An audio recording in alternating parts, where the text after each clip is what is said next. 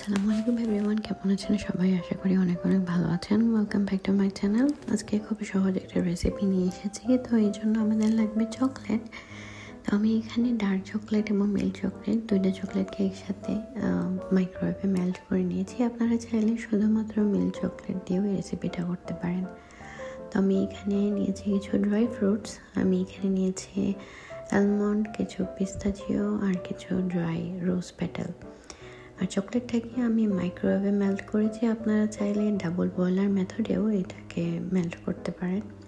তো মেল্ট করা চকলেট থেকে কিছুটা পরিমাণ নিয়ে আমি একটা বাটার পেপার বা পার্চমেন্ট পেপারের উপর একটু বিস্কিটের মতো শেপ করে দিয়ে দিচ্ছি।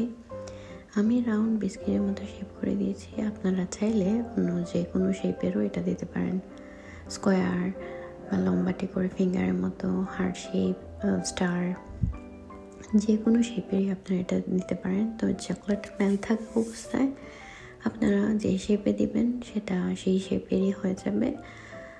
তো এখানে চকলেট কিছুটা পরিমাণ নিয়ে আমি যেহেতু বিস্কিটের মতো করছি রাউন্ড শেপের, তো নিয়ে তারপর চকলেটটা মেল্ট থাকা অবস্থায় আমি ওপরে ড্রাই ফ্রুটসগুলো দিয়ে দিচ্ছি।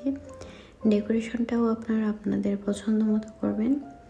আর ড্রাই ফ্রুটস আপনারা আপনাদের পছন্দের যে কোনো ড্রাই ফ্রুটস এখানে দিতে পারেন।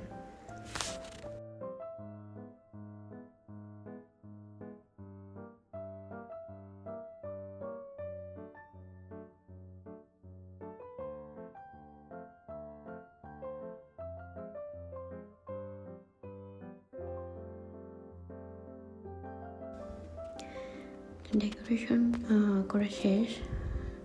তারপর আমি এগুলোকে নর্মাল টেম্পারেচারে বাইরে রেখে দিয়েছি চকলেটটা হার্ড হওয়ার জন্য।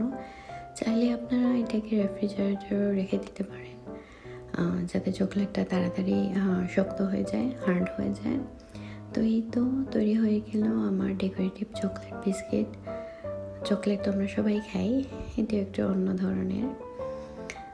সেম চকলেটটাকেই একটু ডেকোর করলাম কি। তো এই তো আমার সবগুলো বিস্কিট রেডি। আমি পার্চমেন্ট পেপার থেকে সবগুলোকে তুলে নিচ্ছি।